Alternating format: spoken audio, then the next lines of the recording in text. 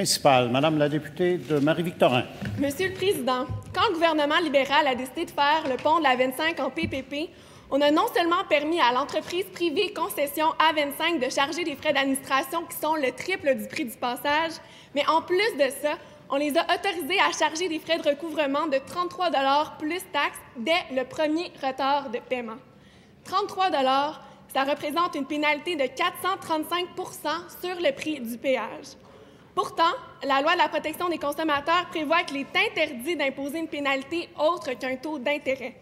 Par exemple, à Hydro-Québec, c'est 1,2 % par mois. C'est l'entente signée par le gouvernement libéral qui permet à Concession A25 d'imposer des pénalités excessives.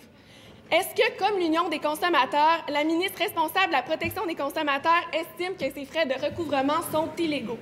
Que va-t-elle faire pour réparer l'erreur libérale et mettre fin aux frais abusifs sur le pont de la 25? Monsieur le ministre des Transports.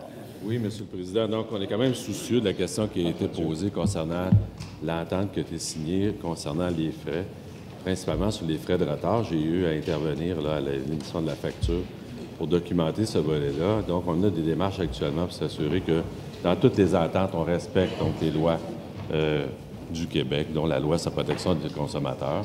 Et si l'entente devait s'en égarer, elle serait resserrée. Actuellement, donc, les démarches sont en cours pour valider ces informations. Parlementaire, Madame la députée de Marie-Victorin. Prenons par exemple le cas de Yann Poitras qui a eu un problème de changement d'adresse. Il se retrouve aujourd'hui avec une facture gonflée de 3 800 $ juste en frais de recouvrement. Si Yann Poitras est dans cette situation aujourd'hui et que des centaines d'autres Québécois soient obligés de payer ces frais excessifs, c'est à cause de l'entente du gouvernement libéral. C'est la ministre du Tourisme qui était alors au transport qui l'a signé. C'est votre erreur. C'est vous qui avez signé le contrat du PPP. Allez-vous reconnaître cette erreur et la réparer? Monsieur le ministre des Transports. Je vais mentionner donc, je ne sais pas, les cas particuliers de chaque infraction et les délais de contestation et les intérêts.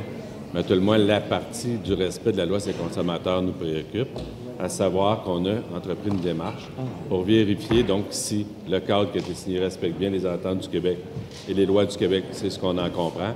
Et si dans leur pratique, ils devaient s'en éloigner, il y aurait des resserrements, ça inclurait le cas qui est sous examen. Alors, cela met fin à la période de questions et réponses orales.